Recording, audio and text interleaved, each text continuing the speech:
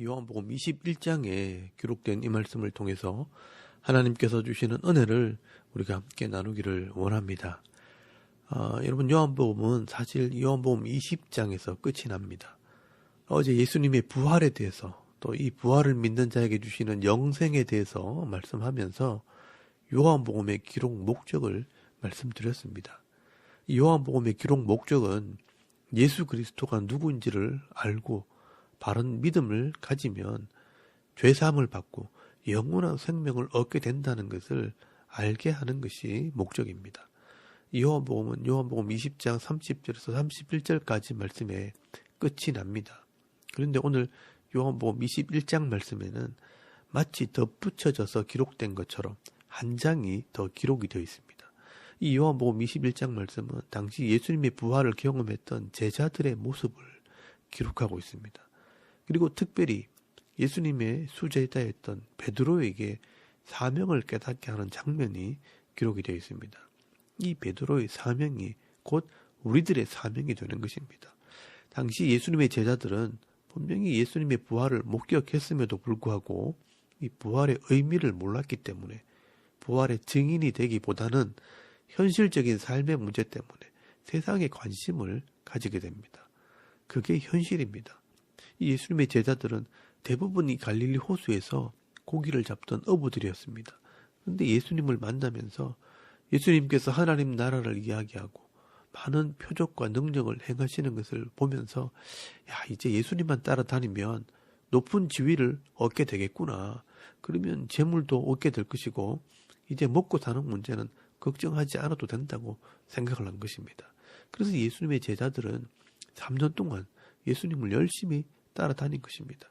그런데 예수님께서 유대인들의 올무에 걸려서 제대로 싸워보지도 않고 십자가에 죽어버린 것입니다. 이 제자들은 인간적으로 꿈을 꾸었던 것들이 물거품처럼 사라지게 되었습니다. 그런데 예수님께서 다시 살아나셨다는 이야기를 듣고 예수님을 다시 만나게 됩니다. 제자들은 깜짝 놀랐습니다. 죽은 줄 알았던 예수님이 살아나셨습니다. 이 부활이라는 것이 놀라운 사실인 것은 분명합니다. 그러나 예수님께서 부활하셨다고 이 제자들의 삶이 달라지는 것은 아니었습니다. 예수님께서 다시 살아나셨다고 해서 이 제자들이 관직에 나가는 것도 아니고 나라의 높은 자리를 차지하는 것도 아니었습니다. 현실적으로는 먹고 사는 문제는 아무것도 해결된 게 없는 것입니다. 그러니 제자들은 모여 있어도 아무것도 할 수 없습니다. 그때 이 성격이 급한 베드로가 나는 물고기 잡으러 갈란다 하면서 나서게 된 것입니다. 그러니까 다른 제자들도 하나 둘씩 이 베드로를 따라서 함께 이 물고기를 잡으러 가게 된 것입니다. 그래서 오늘 3절 말씀에 보시면 베드로가 말합니다. 시몬 베드로가 나는 물고기를 잡으러 가노라 하니, 또 2절 말씀에 보시면 다른 제자들도 따라 나섭니다. 도마나 나다나엘이나 세베대의 아들 야고보나 요한이나 그리고 이 다른 제자들이 다 같이 고기를 잡으러 이 갈릴리 바다로 배를 타고 나가게 됩니다. 그런데 웬걸 하루 종일 그물을 던지고 고기를 잡으려고 애를 쓰는데 한 마리도 잡지 못했습니다. 오래간만에 하니까 잘 안 된다 하면서 하루 종일 허탕을 칩니다. 그리고 또 그날은 밤이 새도록 그물을 내렸는데 역시 한 마리도 잡지 못합니다. 그런데 그날 새벽녘이 되었을 때 허탕치고 있는 이 제자들을 예수님께서 찾아오십니다. 그리고 이 바다 밖에서 이 제자들을 향해 큰 소리로 소리를 지르십니다. 여러분 5절 말씀에 보시면 얘들아 너희에게 고기가 있느냐? 사실 이렇게 번역을 했지만 이 질문은 제자들이 아무것도 없다는 것을 아시고 물으신 것입니다. 정확하게 말하면 얘들아 너희들 고기 한 마리도 못 잡았지? 이런 말입니다. 그래서 6절 말씀해 보시면 그물을 배 오른편에 던져라 그러면 잡으리라 라고 큰 소리로 말씀하십니다. 사실 제자들이요 밤새도록 그물을 내렸으면 오른쪽이라고 안 내려봤겠습니까? 그런데 그때 이 말을 듣고 오른쪽에 그물을 내렸더니 갑자기 이 그물에 딸려 들어갈 만큼 어마어마한 고기를 잡게 된 것입니다. 그때 이 밖에 있는 사람을 자세히 지켜보던 요한이 예수님을 알아본 것입니다. 7절 말씀에 보시면 요한이 베드로에게 말합니다. 주님이시다. 이 말을 들은 이 베드로가 예전에 예수님을 처음 만났던 그 날을 생각하게 됩니다.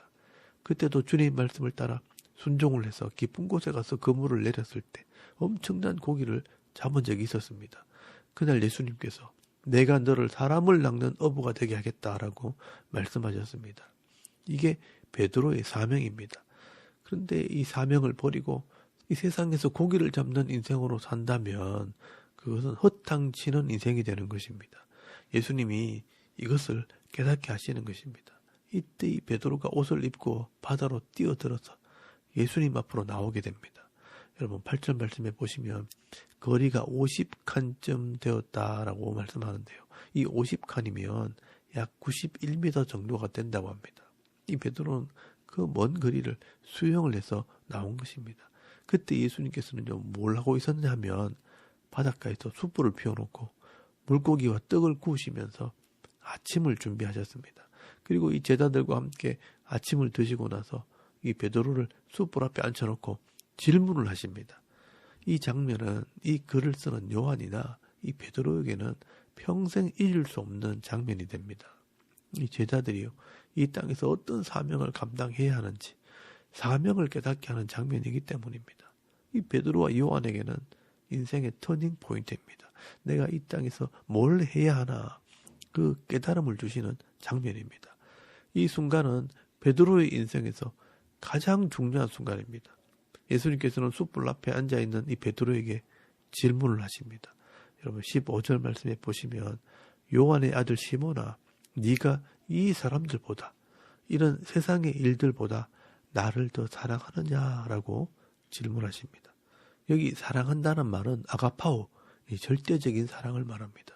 그때 베드로가 당연하다는 듯이 대답을 합니다. 그러하나이다. 내가 주님을 사랑하는 줄, 이 아가파오 하는 줄 주님께서 아시나이다. 그때 예수님께서요, 내 어린 양들을 먹이라 라고 말씀하십니다. 여기 나오는 양은 어린 양들입니다. 내 어린 양을 먹이라. 그리고 두 번째 예수님께서 또 물으십니다. 요한의 아들 시몬아, 네가 나를 사랑하느냐, 아가파오 하느냐? 베드로가 두 번째 대답을 합니다. 그러하나이다. 내가 주님을 사랑하는 줄, 아가파오 하는 줄 주께서 아시나이다. 예수님께서 두 번째 또 말씀하십니다. 내 양을 치라. 여기 나오는 양은 큰 양떼들입니다. 이 양떼들을 치라는 말은 돌보라, 지키라, 인도해라 라는 말입니다. 그리고 예수님께서 멈추지 않으시고 또 세 번째 묻습니다. 요한의 아들 시몬아, 네가 나를 사랑하느냐? 여기는 필레오 하느냐? 친구처럼 사랑하느냐? 이 말입니다. 그때 베드로가 근심하면서 대답을 합니다. 여기 근심했다는 말은 고통스러웠다라는 뜻입니다. 주님, 모든 것을 아시오매 내가 주님을 사랑하는 줄, 이 필레오 하는 줄 주님께서 아시나이다 라고 대답을 합니다. 그때 예수님께서 또 말씀하십니다. 내 양떼를 먹이라 라고 말씀하시면서 앞으로 이 베드로가 감당해야 할 일이 어떤 일인지를 말씀하십니다. 내 어린 양을 먹이고 내 양떼를 돌보고 또 내 양떼를 먹이라. 이 베드로의 사명은 하나님께서 맡겨주신 이 백성들에게 말씀을 먹이고 가르치고 그 말씀대로 살아가도록 인도하게 되는 이 지도자의 사명을 주신 것입니다. 그래서 이 베드로는요, 이제 자기 마음대로 사는 인생이 될 수 없는 것입니다. 하나님께서 주신 이 시간을 내 마음대로 쓸 수가 없는 것입니다. 허비할 시간이 없다는 것입니다. 이 베드로에게 주신 이 시간은 귀한 시간입니다. 세상 일을 한다고 시간을 허비할 수 없습니다. 하나님을 위해 이 시간을 사용해야 하는 것입니다. 그래서 18절 말씀에 보시면 네가 혈기가 있고 젊었을 때는 스스로 띠를 띠고 원하는 곳으로 다녔지만 늙어서는 네 팔을 벌리리니 남이 네게 띠를 띄우고 원하지 않는 곳으로 데려가리라 라고 말씀하십니다. 그리고 예수님께서 말씀하십니다. 나를 따르라 라고 말씀하십니다. 여기 나를 따른다는 말은 나와 함께 같은 길을 가자라는 뜻입니다. 예수님과 동행한다. 같은 일을 하면서 같이 걸어가는 것을 말하는 것입니다. 나와 동행하자. 같이 가자라는 말입니다. 베드로가 가야 할 길은 예수님이 가신 길이고 예수님이 하시는 일을 같이 감당하는 것입니다. 그래서 이것을 제자, 따르는 자라고 말하는 것입니다. 여러분, 베드로는 젊었을 때 깊이 생각해 보지 않고 내가 제자가 되겠다라고 말하고 다녔고요. 또 그 제자가 무슨 일을 하는지도 모르면서 뭣도 모르고 따라다닌 것입니다. 그래서 이 베드로는요, 늘 큰 소리를 쳤습니다. 다른 사람들은 다 주님을 버릴지라도 나는 예수님을 버리지 않을 것이라고 장담을 했었습니다. 그런데 이 막상 예수님께서 군사들에게 붙잡혀서 재판을 받으실 때 자기가 했던 말 때문에 억지로 따라가기는 했지만 숯불 앞에서 불을 쬐던 사람들이 너도 예수의 제자라고 말할 때 아니라고, 나는 예수를 알지 못한다고 욕을 하면서 3번이나 부인을 했었습니다. 말로만 제자였고 말로만 성도였다는 것입니다. 그런데 이 베드로가 이 부활하신 주님을 만났을 때 얼마나 부끄러웠겠습니까? 예수님을 변호하고 예수님을 지켰어야 할 베드로가 예수님을 모른다고, 예수님의 제자가 아니라고 욕을 하면서 부인을 했으니 예수님을 만나도 할 말이 없는 것입니다.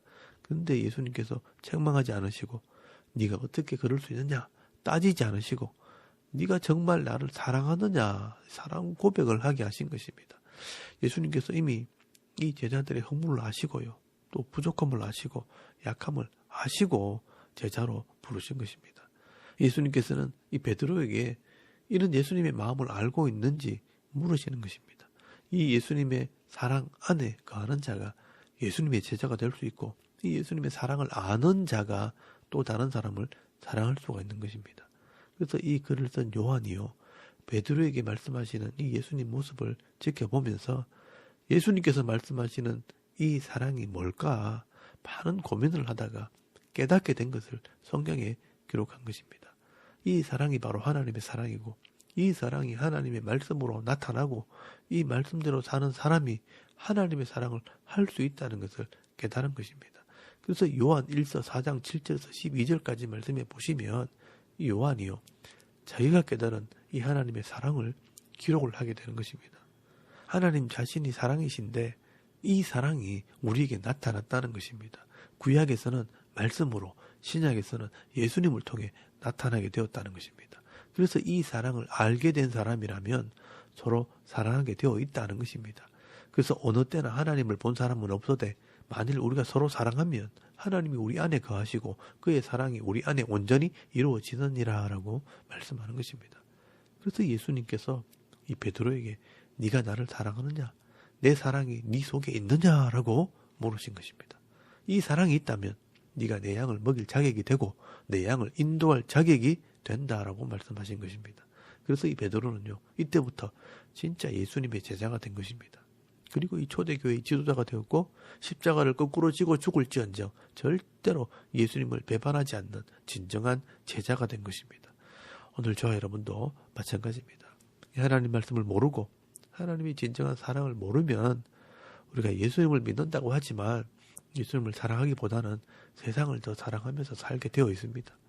베드로처럼 물고기 잡으러 가서 먹고 살기 위해 세상에 끌려다니면서 밤새도록 헛수고하는 그런 제자들처럼 이 세상을 분주하게 다니면서 여러분에게 주신 이 귀한 시간을 허비하게 될 것입니다.